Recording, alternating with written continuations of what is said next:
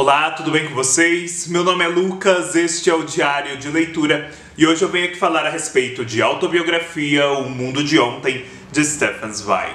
Comprando este ou qualquer outro produto, desde que através dos links abaixo da Amazon, você ajuda o canal com uma pequena porcentagem da sua compra.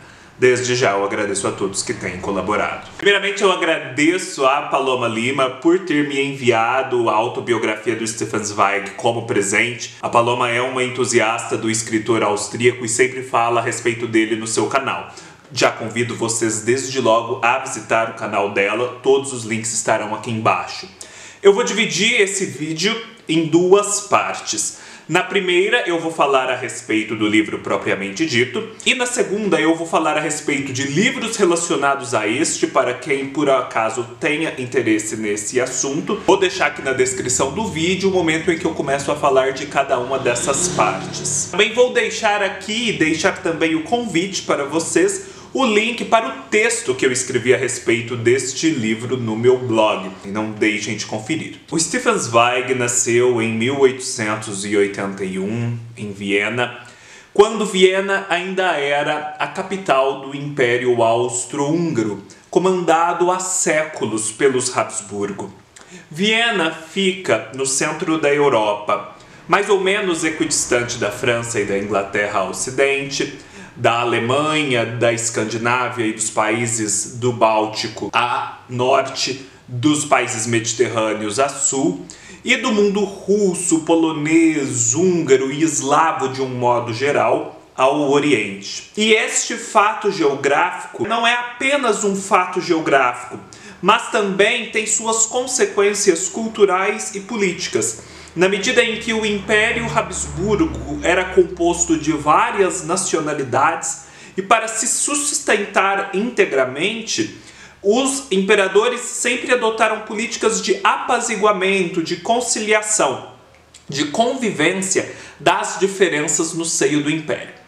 Portanto, Viena, como resultado dessa política e dessa centralidade geográfica, era um lugar para o qual concorriam as mais diversas pessoas das mais diversas origens, numa convivência pacífica que gerava uma efervescência cultural muito única. Dentre essas pessoas que acorriam à Áustria de então, estavam os judeus, que em outros lugares eram muito perseguidos ou mal vistos, e na Áustria conseguiam ter uma situação um pouco mais cômoda, prosperar e se inserir na alta sociedade de um modo ou de outro. O Stefan Zweig nasce justamente numa família judia abastada ali da segunda metade do século XIX, que ganhara muito dinheiro com a recente industrialização porque passara à Áustria. E esses judeus, eles eram muito ligados à cultura, às artes, às atividades do espírito. Um pouco disso se dava porque, apesar da grande tolerância do Império Austro-Húngaro, certas posições sociais dentro da estrutura do governo, do exército e etc., eram sempre destinadas a certas camadas sociais, a nobreza, a aristocracia, a certas origens nacionais, enquanto que para os judeus nada disso restava, não era permitido esse acesso. Então eles tinham dinheiro, mas ainda faltava uma certa inserção social. Então, o que eles fizeram? Eles perceberam que em determinado momento, o Império Austro-Húngaro, a nobreza e a aristocracia, deixaram um pouco de lado o patrocínio das artes. E aí então eles se elegeram mecenas dos artistas austríacos da época. E então promoveram e se miscuíram muito no mundo artístico e num segundo momento também eles passaram a ser os protagonistas desse mundo. Eles também começaram a produzir. E assim então ficou sempre muito caracterizada a relação entre judeus austríacos e as artes e as atividades do espírito. Além desse motivo social, o Stefan Zweig vai nos contar aqui, para os judeus sempre foi muito importante as atividades do espírito, a intelectualidade. Eles sempre prezaram muito pela educação das crianças. E o Stefan Zweig, como exemplo aqui, a situação dos judeus orientais, que eram muitas vezes mais religiosos do que os judeus ocidentais e que, não obstante, também prezavam muito pela inteligência. Se numa vila houvesse o filho de um rabino muito estudado, um cara genial, mas paupérrimo, e o outro que fosse muito rico, mas assim, que não tivesse tão grandes conhecimentos, certamente uma família, ao eleger o marido para a sua filha, escolheria o moço inteligente e pobre, e não o moço rico e menos instruído. Além de ter nascido nessa família judia abastada, num contexto em que a cultura era sobremaneira valorizada, o mundo em que o Stefan Zweig nasceu era um mundo de grande estabilidade e de muita segurança quanto ao porvir. Era possível planejar uma vida nos seus mais mínimos detalhes até a velhice, sem que houvesse na prática grandes alterações. Tanto era assim que a vida dos avós e dos pais do Stefan Zweig, em boa medida, pode ser planejada em seus mais mínimos detalhes, do começo ao final. E o Stefan esperava que com ele pudesse acontecer o mesmo. A Áustria não se envolvia tanto com guerras, não tinha políticas expansionistas perigosas que causassem turbulência. Havia toda essa política de boa vizinhança e convivência no seio de um mesmo império. Era possível despreocupar-se do cotidiano, do elemento mais imediato e necessário da existência, para se ater justamente a isso, às artes, ao que é belo, ao que transcende, aquilo que necessita do ócio e de certa paz para ser produzido e apreciado. Ele vai primeiramente nos contar aqui sobre todos esses aspectos de segurança de que a Áustria gozava, e isso é interessantíssimo, são coisas até inimagináveis para nós, e de como essa sociedade lidava com as artes, né? Da forma como se dava esse apreço. E por que o Stefan Zweig vai falar tanto sobre isso? E por que esta autobiografia, na verdade, chama-se O Mundo de Ontem? Porque esse mundo que era tão bom e que ele esperava fosse acompanhá-lo até a sua velhice, em determinada quadra da sua vida, ruiu e começou a se transformar barbaramente e várias e sucessivas vezes, de modo que o Stefan Zweig, que ao final morre no Brasil, em Petrópolis, por suicídio, morre num contexto já completamente diferente daquele do qual se originara. E ele sentia que tudo aquilo que ele viveu estava fadado a cair no esquecimento. Então ele faz esse esforço, mesmo sem ter acesso à sua biblioteca antiga, a muitos documentos, um esforço principalmente de memória, de testemunhar para as próximas gerações que aquilo existiu, que aquilo foi possível e que o mundo agora, apesar de cheio de sombras, já foi mais luminoso outrora. E qual é a primeira grande mudança na vida do Stefan Zweig? A primeira grande mudança é o advento da Primeira Guerra Mundial, que começa justamente por conta do assassinato do herdeiro do trono austríaco e que já por si só causa toda uma instabilidade. O Stefan Zweig era muito ligado a outros escritores europeus. Ele tinha uma ambição de estabelecer uma unidade espiritual da Europa, um sentido de cosmopolitismo que ultrapassasse as fronteiras nacionais. E quando emerge a Primeira Guerra Mundial, os nacionalismos são o que conquista a pauta do dia e os corações das pessoas. Ele se vê imobilizado ali na Áustria, impossibilitado de entrar em contato com outros amigos que agora, em tese, até são inimigos, porque pertencentes a nações inimigas. E aquela teia institucional austríaca que prevalecera por séculos começa a ruir, porque a Primeira Guerra Mundial representa também a derrocada do Império Austro-Húngaro e o surgimento de uma república austríaca. A guerra acaba, o Stefan Zweig passou boa parte dela na Áustria, na sua casa, mas em determinado momento pôde ir para a Suíça, um país neutro, e ali ele teve uma experiência bem bacana de universalidade, né, de um sentido cosmopolita da humanidade, porque a Suíça era um entreposto a partir do qual muita ajuda era fornecida a todas as partes.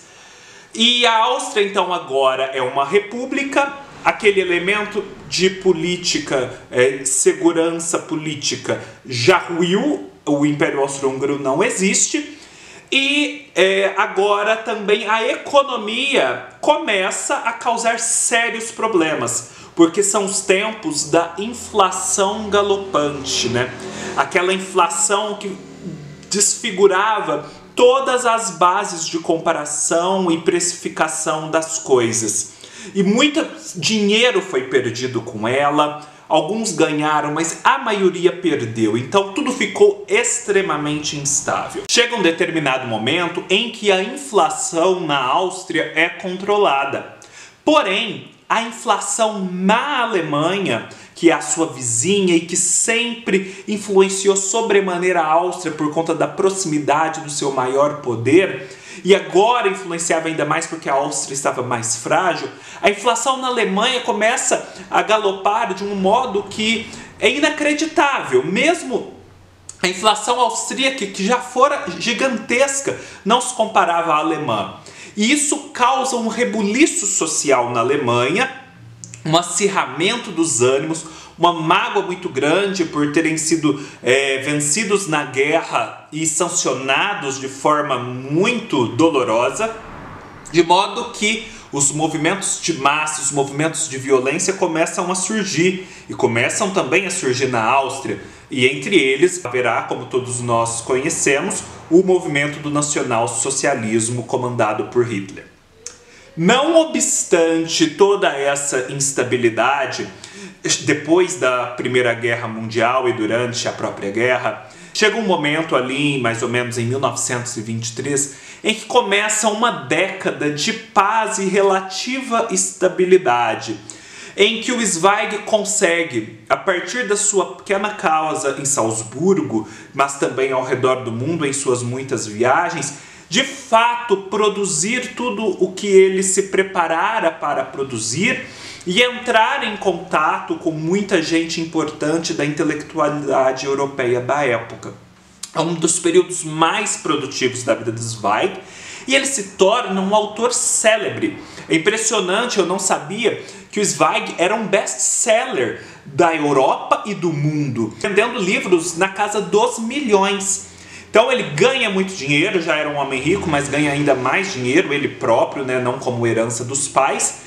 E com isso ele também consegue dar vazão a uma vontade que ele sempre nutrira de expandir a sua coleção de manuscritos. O Stefan Zweig colecionava os originais, né, de poemas, romances, peças literárias, peças musicais, de Goethe, Beethoven, Mozart, Leonardo da Vinci, desenhos, esse tipo de coisa.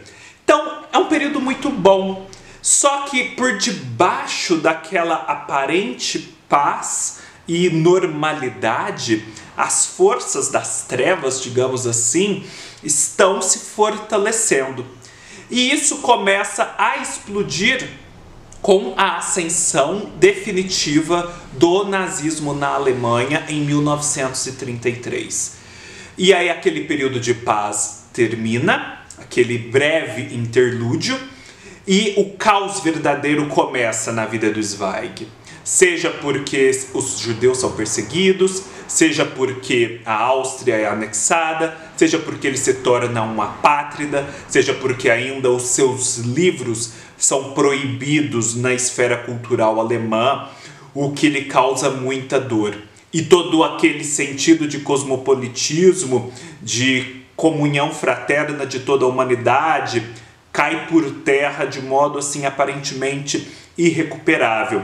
O Zweig, em determinado momento ali da véspera da Segunda Guerra, iria à França para algumas férias, mas decide ir para a Inglaterra. A Inglaterra foi sempre um país em que ele nunca conseguiu muito contato com os intelectuais. Parecia que o círculo intelectual inglês era um pouco fechado. Mas ele vai mesmo assim. Ele foi para passar férias, mas acaba se interessando pela pesquisa da vida da Rainha Maria Stuart. E isso leva a ficar ali um pouco mais. Ele vai ficando, os acontecimentos na Áustria vão se avolumando de modo sinistro. Aí chega um determinado momento que ele ainda está na Inglaterra, torna-se apátrida e, portanto, já fica ali como um refugiado. E aí houve a declaração de que, de fato, aqueles países estavam em guerra novamente. E aí ele fecha o livro. Ele termina o livro como uma apátrida na Inglaterra, vendo tudo o que ele tinha ruído. Ele já não tinha nem acesso mais à biblioteca, aos manuscritos dele, à casa em Salzburgo, a nada. Era ele e seus poucos pertences e sua memória, da qual resulta o livro, esperando o pior. E de fato, o livro se fecha mais ou menos em 1939. O pior aconteceu e o Stefan Zweig não pôde ver a esperança vencer, porque a partir de então, sabemos, ele se tornou um peregrino no mundo e acabou vindo totalmente decepcionado para o Brasil, junto com a sua segunda esposa, e aqui eles tomaram a grave decisão de tirar a sua vida em Petrópolis, no Rio de Janeiro. É doloroso pensar que o Stefan Zweig não pôde ver o que veio depois, porque o mundo ali atingia o fundo do poço. E depois, apesar da humanidade ter enfrentado problemas, coisas terríveis, muito mudou, muito melhorou. Surgiu, por exemplo, Israel, os judeus deixaram de ser tão perseguidos como eram. Houve uma certa comunhão da Europa na instituição União Europeia. Muito do que ele sonhou aconteceu, só que ele não pôde ver isso. O livro é muito bonito porque o Stefan Zweig é um narrador, uma pessoa com um olhar muito perspicaz para tudo. Então, assim, eu dei para vocês breves pinceladas das linhas gerais sobre as quais ele se debruça. Mas ele vai falar aqui sobre costumes, sobre ideias, sobre debates, sobre percepções, paisagens, experiências, tudo de forma muito cativante, muito envolvente. A efervescência cultural da Viena da época é um dos capítulos mais bonitos. O modo como ele fala sobre as características dos judeus da época também é de extremo interesse. E por fim, a identificação que ele nutre ao final pelos outros judeus, pelaquela sina que aquele povo se via condenado novamente a peregrinar pelo mundo sem terra própria, sempre expulsos, sem um lugar de repouso. Isso também é muito bonito porque remete à ancestralidade mais longínqua e também à própria sina humana, de uma forma geral e até metafísica, eu diria. Eu falo um pouco mais sobre isso no texto. E é interessante também a gente pensar que os judeus como Zweig não eram judeus à época porque frequentavam a religião judaica como outrora. Muitos deles estavam totalmente assimilados ao entorno, à cultura em que habitavam. E assim, sabiam que eram judeus, mas tinham muita pressa em se assimilar porque já não tinham relação com a religião judaica e queriam se livrar daqueles estigmas que de tempos em tempos eram causa de perseguição. Os judeus da época de Zweig, da sua juventude, pensaram que estavam livres desse problema, mas não. De repente, eles se veem perseguidos por uma identidade que já nem significava tanto para eles, mas que se tornou um fator decisivo para a sua vida ou morte. Eu penso, pessoal, que se vocês se interessam por todo esse contexto de efervescência cultural da Áustria. Seja também interessante vocês lerem outros 3 livros. O primeiro deles, eu diria, é um livro que fala sobre a genialidade. Vou deixar o link aqui embaixo para o livro e para o vídeo que eu já fiz aqui.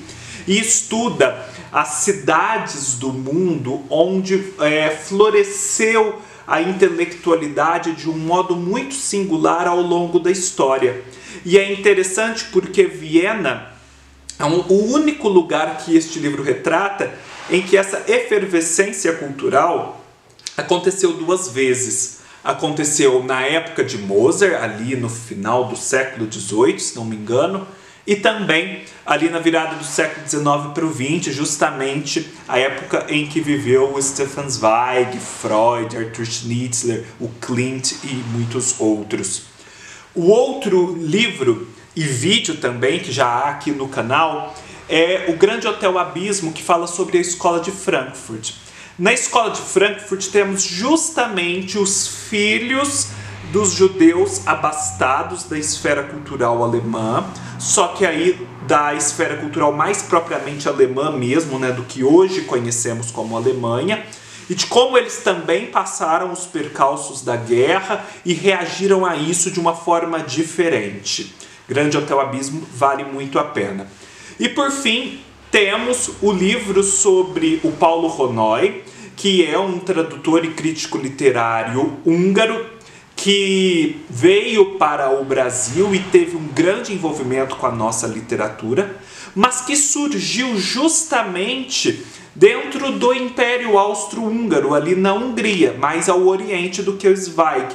E também na Hungria, o período era marcado por efervescência cultural e por um protagonismo dos judeus nas atividades do espírito. Tanto é assim que o Paulo Honnoy, judeu, era um intelectual brilhante e também foi perseguido pelos nazistas por esse mundo de ontem que ruiu e precisou vir para o Brasil. Porém, não tomou a decisão grave de se suicidar e aqui viveu, constituiu família e nos legou obras maravilhosas que precisamos ler e aproveitar.